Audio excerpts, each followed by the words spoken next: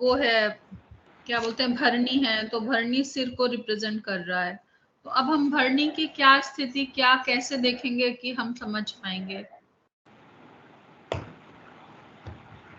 देखिए मैंने बताया था ना कि हमको केवल जिस समय जब देखना है तो पहले तो मेन चीज देखना है, षष्ठेश देखना है, अष्टम भाव देखना, हाँ, देखना वो है। तो हो गया जी।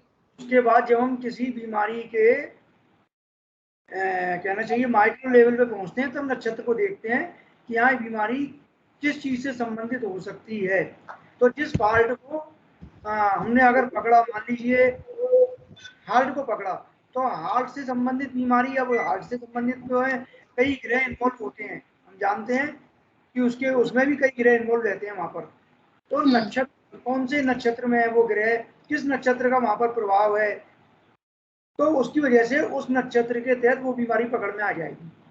अच्छा, जैसे अनुराधा नक्षत्र हृदय को डिनोट कर रहा है, जी जी। तो अगर अनुराधा का लॉर्ड प्रॉब्लम में है, 6, 8, 12 में है, इसका मतलब हृदय की बीमारी जो है कंफर्म हो गई ये। हाँ, और अगर अगर वो साथ ही कालपुरुष के अनुसार वहां पर उस चौथे भाव को रिलेट कर रहा है, रिलेट कर रहा है तो ओके, हाँ रिलेट ठीक कर है। रहा है, क्योंकि गॉट चौथे इट। भाव से केवल हार्ट की प्रॉब्लम नहीं है, समझिए वहां पर हमने पढ़ा था कि वहां पर चेस्ट की भी प्रॉब्लम हो सकती है, वहां पर निमोनिया भी हो सकता है, फेफड़ों की भी दिक्कत आ सकती है, पानी भी भर सकता है फेफड़ों में, अस्थमा जी, भी हो सकता है, बोन की भी बिल्कुल। हो सकती है ना, सर्दी जी, जी। जुकाम भी हो सकता है, इतनी सारी चीजें हैं, और हार्ट भी हो सकता है। आप कैसे पकड़ोगे कि अगर चौथा भाव खराब है तो सारी चीजें थोड़ी हो जाएंगी।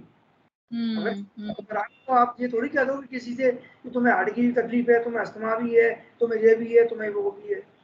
फिर हम उस मैक्रो लेवल, मतलब जैसे नक्षत्र है, नक्षत्र को पकड़ेंगे, कौन सा ग्रह मेन इम्पैक्ट डाल रहा है, नक्षत्र है, नक्षत्र का लॉर्ड कौन है, और उस लॉर्ड जो है मुख्य कौन सी बीमारी को डिनोट करता है। अगर मान लो हर तरफ से चंद्रमा आ रहा है, समझिए जरा, है ना, और चंद्रमा आ रहा है और चौथा भाव भी आ रहा है, हाँ, कहीं ना कहीं से अगर इसके साथ ही जो काल पुरुष के अनुसार वो चेस्ट का पार्ट भी आ रहा है और चंद्रमा भी जी, आ रहा है, हाँ, तब हम कह हाँ, सकते हैं कि आपको या तो चेस्ट से संबंधित कोई इन्फेक्शन, या आपको अस्थमा, ये 2-3 चीजें हो सकती हैं। उसमें भी अगर हमने नक्षत्र देख लिया तो नक्षत्र से फिर हम पकड़ सकते हैं क्या ये इन्फेक्शन है या अस्थमा है, क्या है, क्योंकि वहाँ चंद्रमा दोनों चीजें देगा। चंद्रमा वहां पर चेस्ट में इन्फेक्शन भी करवाएगा और चंद्रमा वहाँ अस्थमा भी देगा। तो इसलिए छोटे स्तर पे अपने को देखने के लिए सूक्ष्म विश्लेषण जिसको हम बोलते हैं, उसको करने के लिए आपको नक्षत्र ध्यान रखना चाहिए। ठीक, ठीक है। तो चलिए आगे हम इसी क्रम में आगे आज दृष्टांत पद्धति से कैसे देखेंगे, क्योंकि मैंने बताया था कि कई पद्धति होती है, इसमें एक दृष्टांत पद्धति बहुत इंपॉर्टेंट रोल अदा करती है, किसमें, मेडिकल एस्ट्रोलॉजी में। तो थोड़ा सा दृष्टांत पद्धति कैसे यूज करते हैं उसके बारे में आगे स्टार्ट करते हैं।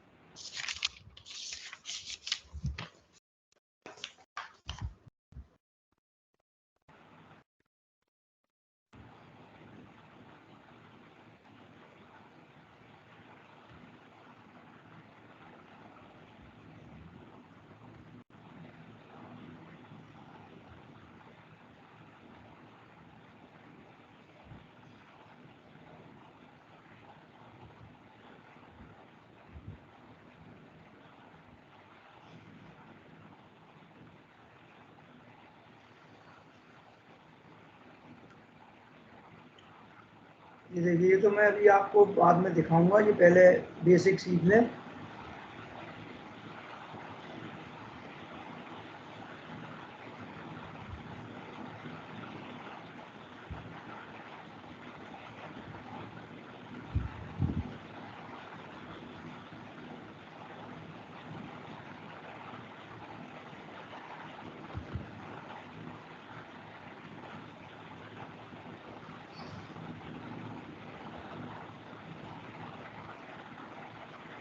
देखिए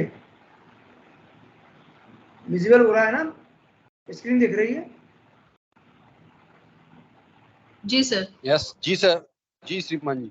हाँ, तो जैसे हमको मालूम है कि देशकाण, कितने देशकाण होते हैं, कितने पढ़े हैं आपने?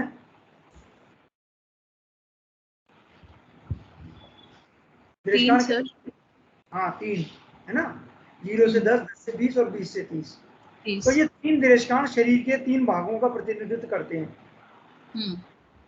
पहला भाग सिर से मुंह तक, दूसरा गर्दन से नाभि तक, तीसरा बस्ती से पैर तक। ये शायद मैं करा चुका था ना, ये वाला पार्ट बेसिक, मुझे ऐसा ध्यान आ रहा है। कराया था या फिर दोबारा रिवीजन कराना पड़ेगा? ना सर, शायद कर लेते हैं, फिर इसका डिटेल बताऊंगा मैं। तो 3 पार्ट होते हैं। पहला बताया सिर से मुंह तक, दूसरा गर्दन से नाभि तक, और तीसरा बस्ती से पैर तक। तो जब किसी भी कुंडली में जब प्रथम देशकाण उदित होता है तो कुंडली के सभी भाव सिर से मुख तक मतलब प्रथम खंड के अंगों का प्रतिनिधित्व करते हैं। और जब लग्न में द्वितीय देशकाण मतलब अगर लग्न 10 से और 20 के बीच की है, तब गर्दन से नाभि तक के शरीर के अंग उसमें आते हैं। और अगर तृतीय देशकाण है तो कमर से, बस्ती मतलब कमर का पार्ट कहलाता है, कमर से लेके आगे पैरों तक शरीर के सारे अंग उन भाव में आते हैं। अब शरीर के दाईं ओर के अंग कुंडली के भाव संख्या 2 से 6 और बाईं ओर के अंग भाव संख्या 8 से 12 के द्वारा निरूपित होते हैं। तो जैसे मान लीजिए लग्न में होते देशकाण पर एक चार्ट के द्वारा हम समझ सकते हैं कि जैसे पहला देशकाण है 2 से 6 बाई है और 8 से है आगे 8 तक से 12 का। 2 7वां नंबर कहाँ गया? मिड पॉइंट दोनों बांट आएगा वो? नहीं, आधे पार्ट बांट दिए, मतलब देशकाण में इसको आधा बांट दिया है, 2 से लेके 6 तक और फिर 8 से लेके 12 तक। लगन और सप्तम रह गया ना सर? हाँ, लग्न और सप्तम रह गया, 2 हाथ डिवाइड कर दिया मतलब बीच में से उसको। क्या टॉपिक है सर? डिवाइड कर दिया। देखिए जैसे मैं भी आपको चित्र से समझाऊंगा, समझ में आ जाएगा। जैसे पहला देशकाण आपका सिर है, तो दूसरा देशकाण, क्योंकि मान लीजिए सिर से लेके कमर तक है, उसको 12 जगह में उस देशकाण को 12 में डिवाइड कर दिया। जैसे पहला देशकाण सिर है। इसमें क्या स्पष्ट कर रहे हैं सर आज आप? कौन बोल रहा है?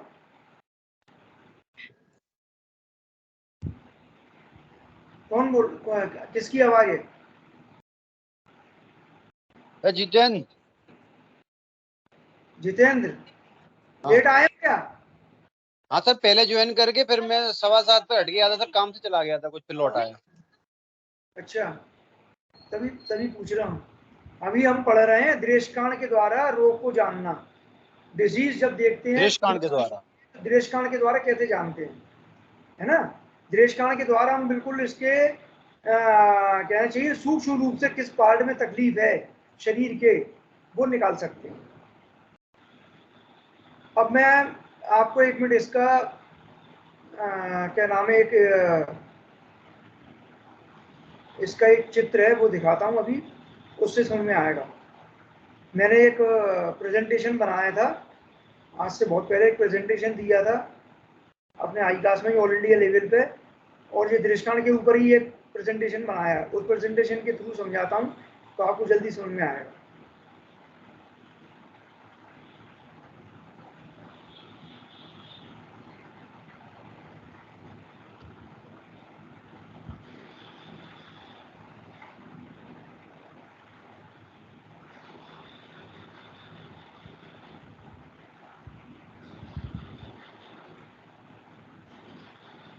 ये तो खैर एक सिंपल जनरल इसमें शुरुआत करी थी कि हम रोग कैसे देखते हैं, रोग क्या होता है, ये तो सब आपको मैं पढ़ा चुका हूँ कि जैसे द्वादश भाव व्यय भाव है, यात्रा का भाव होता है, और यात्राएं शरीर द्वारा होती हैं, है ना? सभी कार्यों का क्रियात्मक संपादन शरीर देह तनु, जिसे हम लग्न कहते हैं, उससे होता है।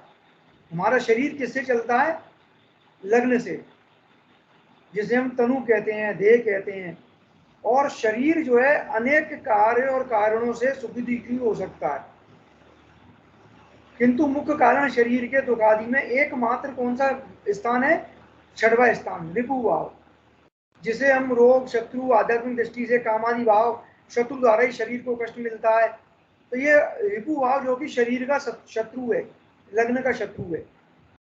अगर शरीर की स्वस्थता को हम 3 प्रकार से हो पाती है, कुछ इसमें नई चीजें इसलिए मैं दोबारा करा रहा हूँ आपके लिए, मतलब जो छठे भाव के अलावा कुछ ऐसी चीजें हैं, जैसे शरीर की स्वस्थता अगर हम देखें तो 3 प्रकार से हो पाती है।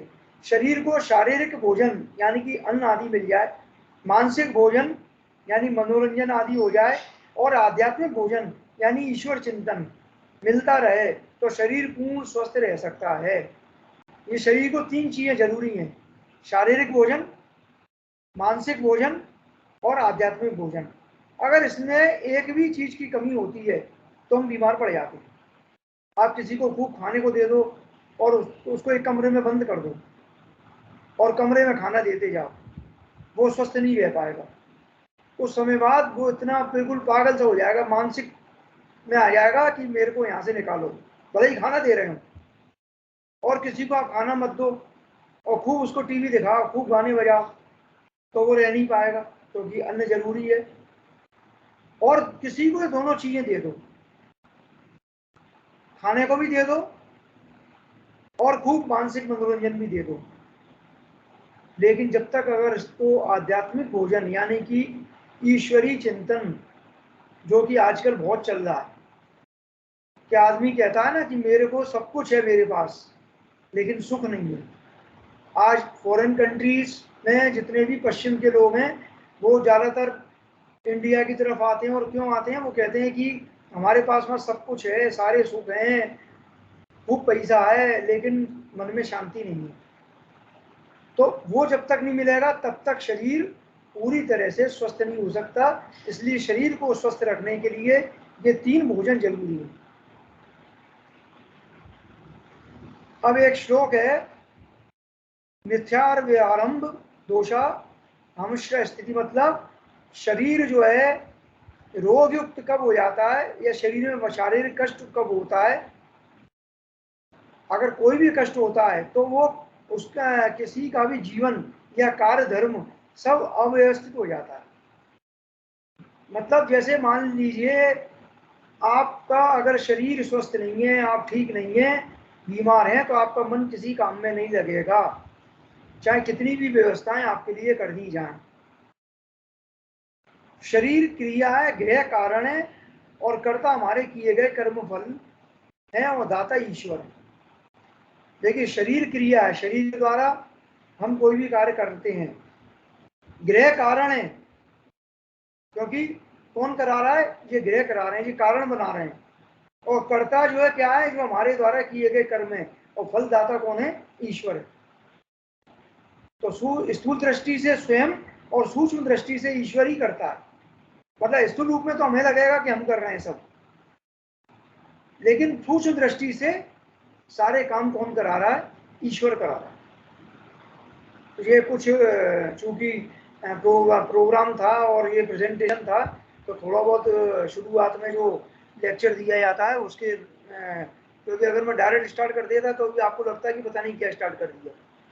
अब अगला जो चार्ट है, क्योंकि ये पूरा देशकांड के ऊपर ही है, तो आज मैं जो पढ़ा रहा हूँ देशकांड कैसे देखते हैं, तो जो प्रेजेंटेशन था वही आपको दिखा रहा हूँ। और इस प्रेजेंटेशन से ही समझ में आएगा कि हम देशकांड के द्वारा कैसे रोग देखते हैं। सबसे पहले ये चार्ट बनाया हुआ है और बहुत इंपॉर्टेंट चार्ट है। इस चार्ट में पूरी 12 राशियां और शरीर के एक एक पार्ट, जैसे कहते हैं ना कि अल्ट्रासाउंड नहीं बल्कि एमआरआई, बिल्कुल एक एक पार्ट में कौन कौन सी राशियां या किस तरह का विभाजन हो रहा है वो दिया हुआ है। जैसे मेष राशि, कालांग मतलब मुख्य अंग कौन सा, किस अंग को करती है? सिर को, जो मैं आपको शुरू में ही बता चुका हूँ, पढ़ा चुका हूँ, लेकिन एक चार्ट रूप में बनाया है। ये बहुत काम की चीज है। एक आपको राशि के अनुसार समझा दूंगा, बाकी ये चार्ट अपने को याद रखने और उसके लिए काम आएगा। जैसे मेष राशि है, अगर बात करें तो ये किसका प्रभाव रखती है? सिर का। कालांग इसका क्या है? सिर। और ब्रह्मांग क्या है इसका? मुख द्वार।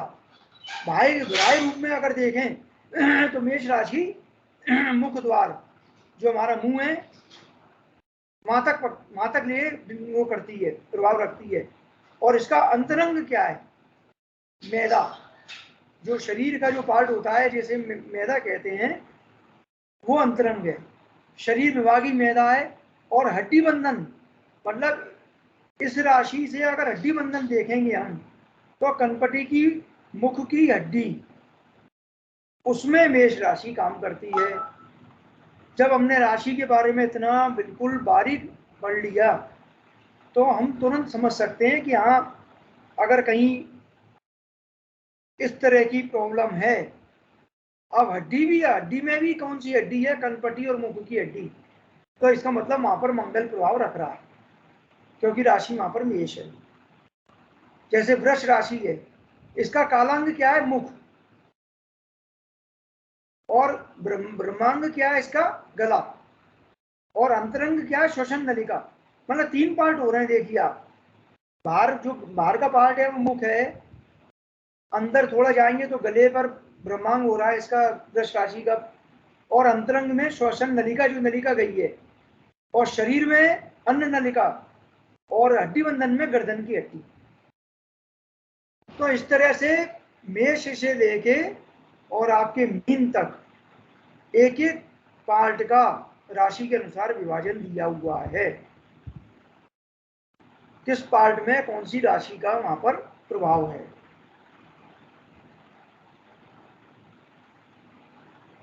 अब दृष्टांत से पहले थोड़ा सा ये भी बताया था कि हम कुंडली में रोग कैसे देखते हैं। ये चीजें मैं आपको वैसे समझा चुका हूँ, एक बार रिवीजन कर लेते हैं, क्योंकि कुंडली में रोग पहचान के बहुत सारे तरीके प्रचलित हैं। और शरीर के किस भाग में कौन सा रोग है, ये दृष्टांत पद्धति के अनुसार आज हम पढ़ रहे हैं।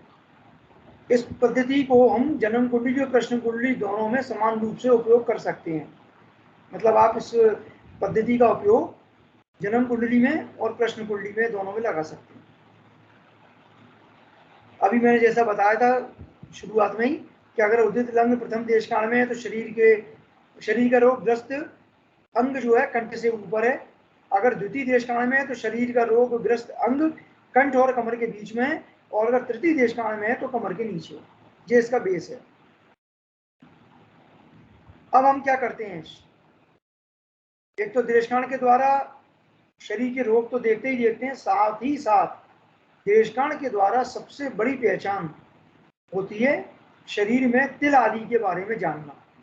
जैसे कई बार आपने देखा होगा, कई ज्योतिषी या पुराने लोग कुंडली देख के बताते थे कि अरे आपके कमर में तिल है या आपके बाहों में तिल है, तो उसमें भी देशकाल पद्धति का उपयोग किया जाता है।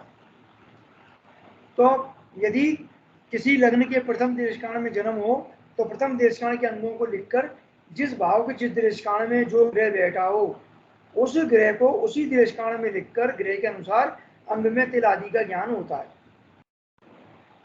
जिस देशकाल में पाप ग्रह या पाप ग्रह की दृष्टि हो तो उस देशकाल के अंग में घाव, वर्ण माने होता है घाव जैसा जो वर्ण चिन्ह जो आता है उसको वर्ण बोलते हैं, आदि संभव है।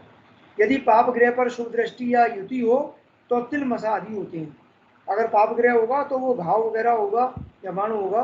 अगर शुभ ग्रह की दृष्टि या युति होगी तो तिल मसा आदि होगा। और अगर ग्रह स्वराशि स्थिर राशि या स्थिर नवांश में होगा और शनि साथ में होगा तो वो चिन्ह जन्म से ही होता है।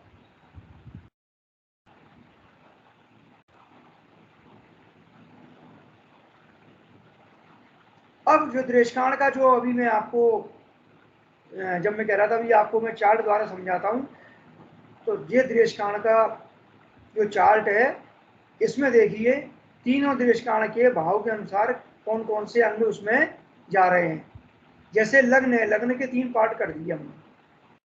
तो प्रथम दृष्टांत में लग्न में ही मस्तक, कंठ और बस्ती, क्योंकि पहला दृष्टांत,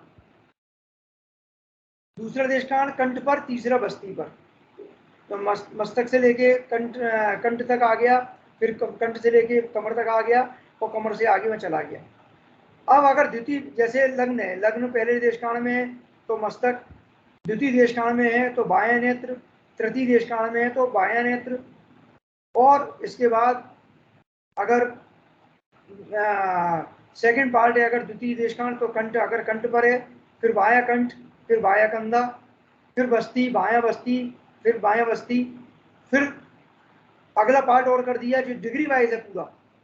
जैसे द्वितीय में अगर द्वितीय भाव में आ रहा है कि पहले भाव की बात आ रही है फिर द्वितीय भाव में, तो द्वितीय भाव में दाहिना नेत्र, जो पहले भाव की बात आ रही है लग्न मतलब पहला भाव। अब सेकंड हाउस में ये दाहिना नेत्र हो गया, फिर ये दाहिना कंधा हो गया और दाहिना जेंडर लिंग हो गया। तो इस तरह से ये पूरे पार्ट का ये चार्ट बनाया हुआ है, बहुत मेहनत से बनाया है, और इस चार्ट से हम पूरे शरीर के एक एक अंग के बारे में जान सकते हैं। इसको थोड़ा सा इस चित्र के द्वारा समझने की कोशिश करें। देखिए, ये कंठ से ऊपर जो पहला प्रथम देशकाल की हम बात कर रहे हैं, तो इसमें जो पार्ट हुए ये सिर का दाहिना भाग हो गया, फिर ये इसमें दाहिनी आंख आ गई, दाहिना कान आ गया, ये दाहिनी नासिका आ गई, यहाँ पर ये दाहिना गाल आ गया, दाहिनी ठोड़ी आ गई, मुंह का दाहिना भाग आ गया, और फिर इधर लेफ्ट वाले में ये बाईं आंख आ गई, सिर का बायां भाग आ गया, ये बायां कान आ गया, बाईं नासिका, बायां नासिका आ गई, जो मुंह का बायां भाग आ गया, और ये आपका बायां गाल आ गया, और ये बाईं ठोड़ी आ गई। तो ये कंठ से ऊपर में जो पूरी कुंडली, मतलब एक कुंडली के जो 12 भाव हैं उसमें ये अंग इसमें इस तरह से बाइफरकेट कर दिए गए और अलग अलग कर दिए गए। अब जैसे द्वितीय देशकाल की बात आती है कंठ और कमर के बीच में, तो उसमें फिर 12 पार्ट हो गए।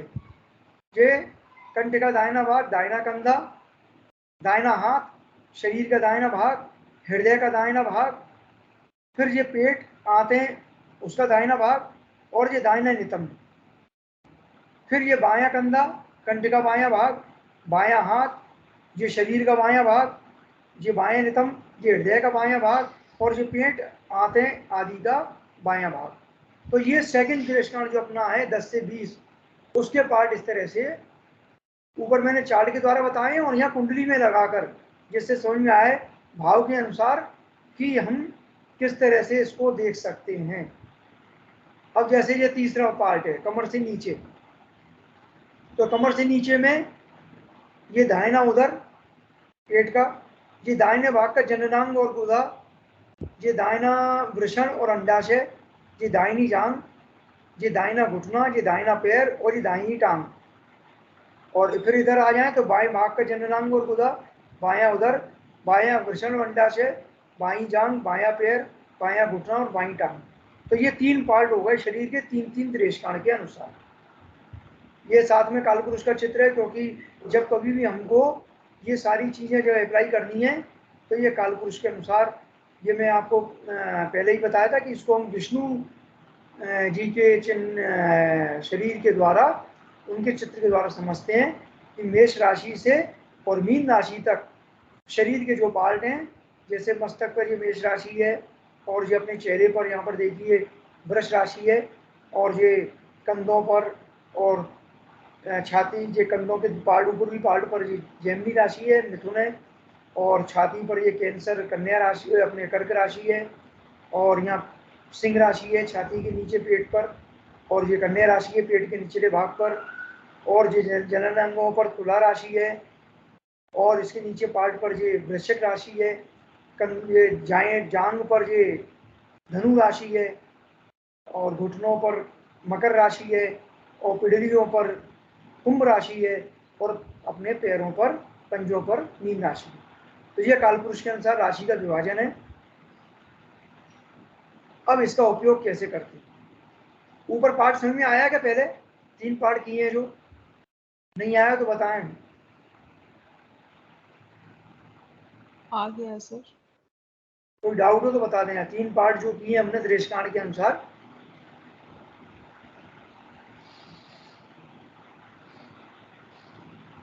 नहीं है डाउट सर? वो तो रिवाइज करने के बाद में समझ में आया। रिवाइज करने के बाद समझ में आएगा। रिवाइज कहाँ से करोगे? नहीं मतलब अभी आपने जैसे समझाया है ना, तो दोहराव होगा ना सर, तो और क्लियर हो जाएगा, मुझे कह रहा था। ये तो सर 3 शब्द समझ में आया आपके, शारीरिक, मानसिक और आध्यात्मिक पोषण। वो तो इसलिए समझ में आ गया कि वो तो आध्यात्मिक बात थी, लेकिन हम प्रैक्टिकल बात कर रहे हैं। वो तो गीता को उपदेश था। प्रैक्टिकल में सर काल पुरुष के आधार पर सब समझ में आया है। काल पुरुष की चलिए अब ये कुंडली देखिए, इस कुंडली पे हम दिनेशकांड का उपयोग करके बता रहे हैं। ठीक है, कुंडली दिख रही है ना सामने? ये जी, ये एक कैंसर से पीड़ित एक रोगी का मामला है, जो दांत की जड़ से प्रारंभ हुआ और बाद में पूरे दाहिने जबड़े में फैल गया।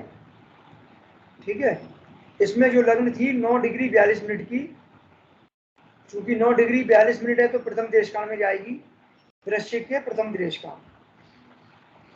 ठीक है, अब हम इसको दिनेशकांड चार्ट में लगा रहे हैं।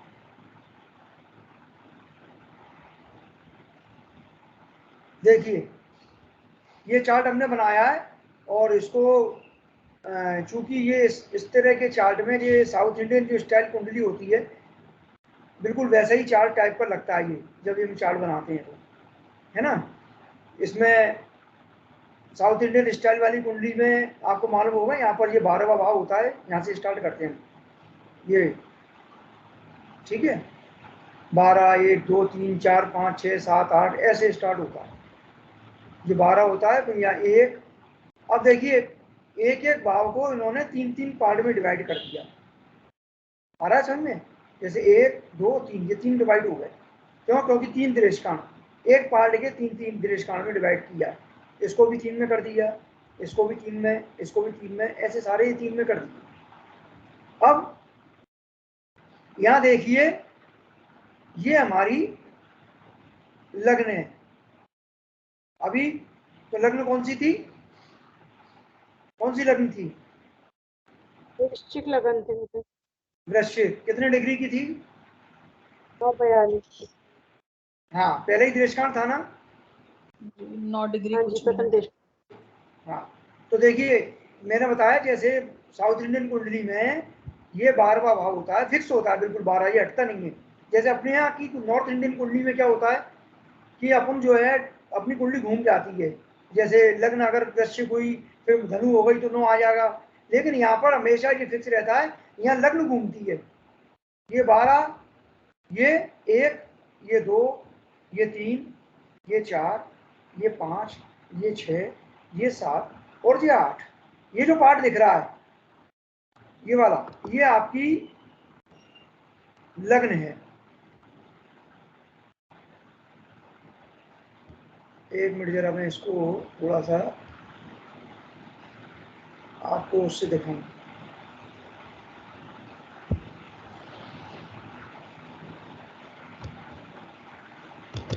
ये दिख रहा है ना, ये आपकी लग्न के 3 पार्ट कर दिए, पहला देशकांड, दूसरा देशकांड और तीसरा देशकांड।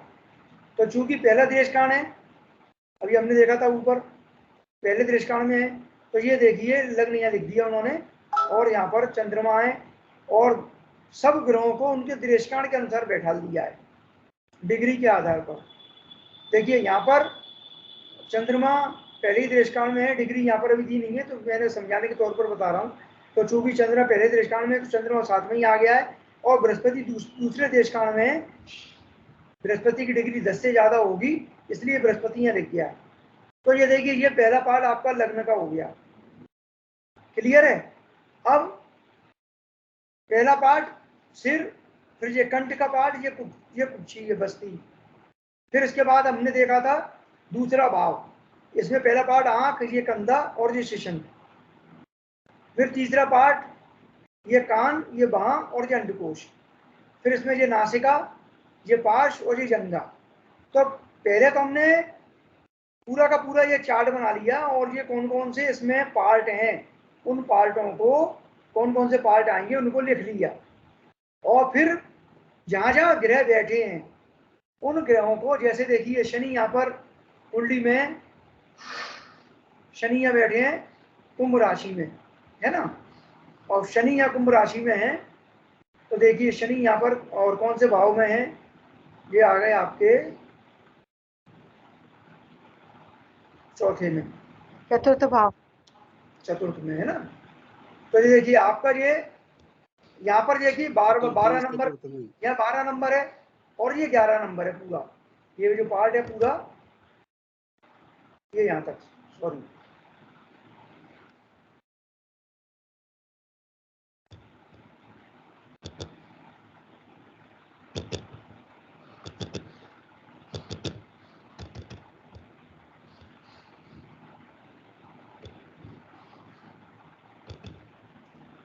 तो 10 11 12 होगा ना चतुर्थ, केवल 10 11 12, ये नीचे लाइन खिंच गई है उसको मत मानना, ये 10 11 12। तो शनि यहाँ पर आ गया, तो जो ग्रह जहाँ बैठे हैं वहां पर बैठा दिया और इनको सबको लिख लिया जो अंग आते हैं दृष्टांत के अनुसार।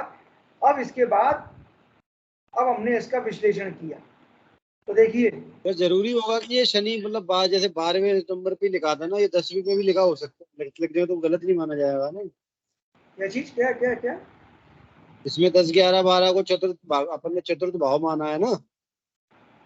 11 नंबर में है ना, नहीं ये देखिए 11 में तो है, लेकिन 10 11 12 मतलब कुल मिला के मतलब बाद में बता देंगे। देखिए इसमें क्या है, मैं बता रहा हूँ 12 के हिसाब, इसमें राशियों के हिसाब से पूरा लिखा रहता है, जैसे 12 है ना, ये 1 ये 2 ये 3 ये 4 ये 5 ये 6 ये 7 ये 8 ये 9 ये 10 और ये 11। तो 11 नंबर में कौन है, शनि है। अब जैसे केतु यहाँ पर कहाँ लिखा है, देखिए केतु यहाँ पर कहाँ है, 1 नंबर। तो देखिए यहाँ केतु कहाँ है, केतु देख लीजिए कहाँ है, केतु जी 1 नंबर में है कि नहीं, 1 नंबर में। भाव मत देखिए, नंबर देखिए ना, केतु 1 नंबर में है कि नहीं। हाँ मेष राशि में, हाँ मेष राशि में, तो यहाँ मेष राशि आएगी, तो केतु यहाँ आ गया, चूंकि 10 डिग्री के भीतर होगा तो पहले दृष्टान में आ गया। तो हमने इस तरह से सारे ग्रहों को बैठा लिया। अब देखिए इस कुंडली में 6ठे भाव में शनि और मंगल द्वारा दृष्ट केतु बीमारी को संकेत कर रहा है। तो देखिए एक जनरल चीज जो हम देखते हैं,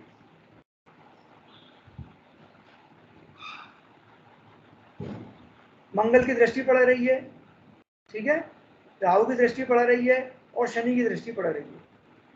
तो क्या शो कर रहा है ये कि जो हमारा रोग का स्थान है, जो रोग का भाव है, उस भाव पर पाप ग्रहों की दो पाप ग्रहों की दृष्टि पड़ रही है। पढ़ ले बेटा। अब सॉरी इसकी मंगल की और राहु की दृष्टि पड़ रही है और 6ठे स्थान में केतु बैठा है और षष्ठेश कौन है, मंगल, जो बीमारी का कारक है। षष्ठेश मंगल वो द्वादश भाव में चला गया, 12वें भाव में चला गया और राहु के साथ चला गया।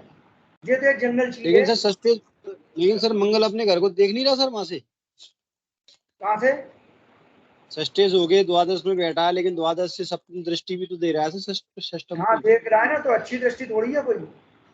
अच्छा सर, क्यों अच्छी दृष्टि होगी कि मंगल राहु दोनों दृष्टि 6ठे स्थान में पड़ रही है, तो और नहीं ज्यादा। अपने घर को देख रहा है, अपने घर को देख रहा है ना। तो अपने घर को देख रहा है, तो लेकिन घर तो वो बीमारी का है। तो ऐसा, लेकिन भावेश अपने भाव को देखे सर, कोई केस तो सही होगा ना। नहीं नहीं, सही सही क्या सही होगा बताओ। नहीं षष्ठेश हो गए मैंने मान लिया, लेकिन या तो वो वो फल तो वो बोल तो सूत्र लगेगा ना सर भाव। अब भावेश अपने भाव को देखेगा तो खराब नहीं करेगा। खराब ये मान के चलो कि 100% खराब नहीं, थोड़ा बहुत खराब कम कर देगा बस। राहु हाँ बेटा, अंतर ला राहु दे। राहु से खराब हो रहा है सर, राहु से तो खराब हो रहा है ये। फल की वृद्धि करता है तो वो षष्ठ रोग का भाव है तो रोग की वृद्धि करेगा। वृद्धि शब्द तो आता है सर। अब देखिए यहाँ पर जो ये जो है 16वें दृष्टांत से दाहिने जबड़े को सूचित करता है। अब देखिए ये कौन सा दृष्टांत है, ये 16 नंबर आ गया ना। अब ये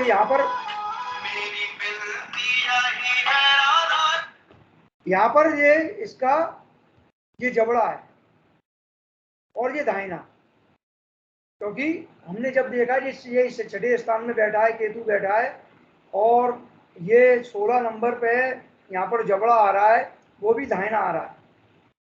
दृष्टांत से हमने पकड़ा कि वहां पर कौन सा जगह पर प्रॉब्लम हो सकती है। तो यहाँ केतु बैठा है, ये 16 दृष्टांत यहाँ पर कौन सा आ रहा है, ये देखिए जबड़ा लिखा है और दाहिना जबड़ा। तो सबसे पहले ये पकड़ में आ गया कि ये दाहिने जबड़े को सूचित कर रहा है। षष्ठेश मंगल 12वें भाव में 34वें दृष्टान पर है। अब देखिए षष्ठेश जो मंगल है वो 12वें भाव में 34वें दृष्टान पर, मंगल जी बैठा है राहु के साथ, 34वां दृष्टान है। और ये क्या कर रहा है? हेलो, नमस्कार। अरे मैं 10 मिनट आ रहा हूँ, यार क्लास चल रही है। हाँ। तो ये यहाँ पर देखिए आंख को प्रदर्शित, अपने पहले से लिख लिया था हमने कि यहाँ पर आंख वाला पार्ट आता है। तो दो चीजें पकड़ के आ गई, एक जबड़ा आ गया और एक आंख आ गई। अब देखिए तो इसको ट्रबल कहाँ हुई थी? इसको दाहिने जबड़े के कैंसर से पीड़ित रहा, जो दाढ़ की जड़ से फैलना प्रारंभ हुआ और मृत्यु से पहले अपनी दृष्टि खो चुका था, जिसमें उसकी बाईं आंख अधिक प्रभावित थी। तो इस प्रकार इस कुंडली या ये जो कुंडली बनाई थी, प्रश्न कुंडली थी ये कहने को, और प्रश्न कुंडली के ऊपर ये चार्ट बनाया गया है। ये जन्म कुंडली पे भी काम करता है, प्रश्न कुंडली पे भी काम करता है। तो चार्ट के आधार पर उस पार्ट में किस पार्ट में खराबी हुई और कहां तक ये खराबी गई, ये पूरा दृष्टांत पद्धति से निकाला जा सकता है। क्लियर है? कोई डाउट है?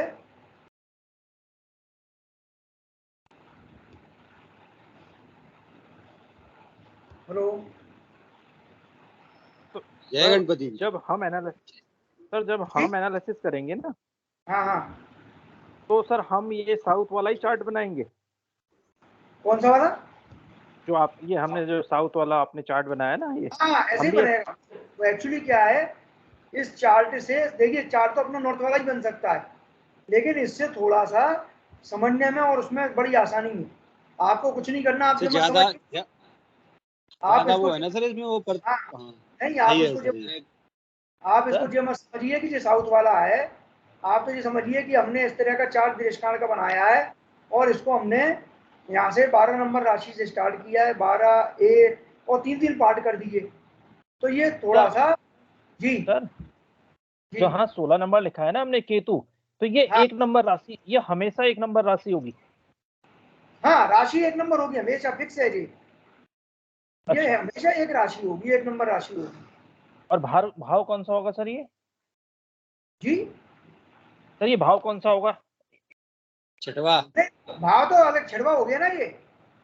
देखिए लग्न जी है, देखिए यहाँ लग्न आ गई जी सर। तो देखिए 1, 2, 3, 4, 5, 6 लग्न से छठा भाव हो गया जी। अच्छा, एंटी क्लॉकवाइज चलना है सर हमें? नहीं, आगे चलेंगे ना, एंटी क्लॉक क्यों, ऐसे ही तो आगे चलोगे आप जी। देखिए ये लग्न है, लग्न के पीछे द्वादश भाव ये 12वां भाव, ये 11वां भाव, ये 10वां, ये 9वां, ये 8वां, ये 7वां, ये 6वां। चाहे जैसे चले जाइए, पीछे जाइए चाहे आगे से जाइए। तो आपको तो पहले तीन खाने गिनना है सर। आपको तो ये 3 खाने वो क्या है, चूंकि दृष्टांत के रूप में बना दिया है ना। नहीं तो अगर आप इसको एक लाइन ऐसे कह दो और इस तरह से मान लो कि ये जो है ये एक लाइन है बस, ये वाली, ये एक हो गया, ये एक हो गया, ये एक हो गया, बस ऐसे ऐसे। वो क्या है उसमें उनकी संख्या लिख दी अपन ने। पहला दृष्टांत जैसे कि लग्न है, लग्न से स्टार्ट होगा पहला पार्ट, तो पहले के 3 पार्ट कर दिए। तो लग्न में ही 3 दृष्टांत हो गए। तो वो उनमें कौन कौन से शरीर के पार्ट आते हैं उनको लिख लिया अपन ने पहले से ही। वो अपन चार्ट की सहायता से लिखेंगे कौन कौन से पार्ट आते हैं, और उसके बाद ग्रह और लग्न बैठा देंगे। तो उससे पता पड़ जाएगा कि शरीर के किस पार्ट में ट्रबल हो सकती है। जी सर, ठीक है, क्लियर है? जी सर। एक सूक्ष्म विश्लेषण करने के लिए बहुत अच्छी पद्धति है,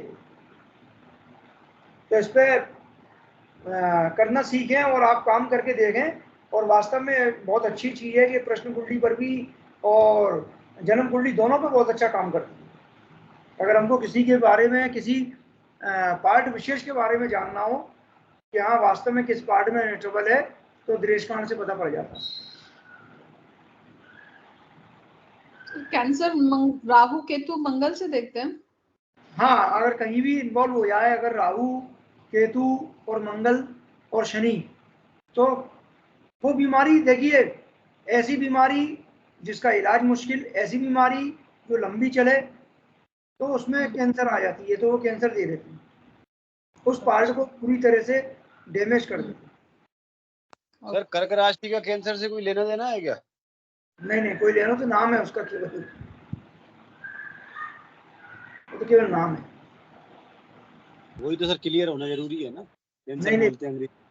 नहीं, वो कैंसर, उसको क्या है, नाम है वो केकड़े का एक क्योंकि कर्क क्या है, केकड़े का रूप है। जब उसकी राशि का आप गुणधर्म पढ़ोगे तो वो केकड़ा है ना, उसको, उसका नाम, राशि नाम ही कैंसर है, उसका इस बीमारी से कोई मतलब नहीं।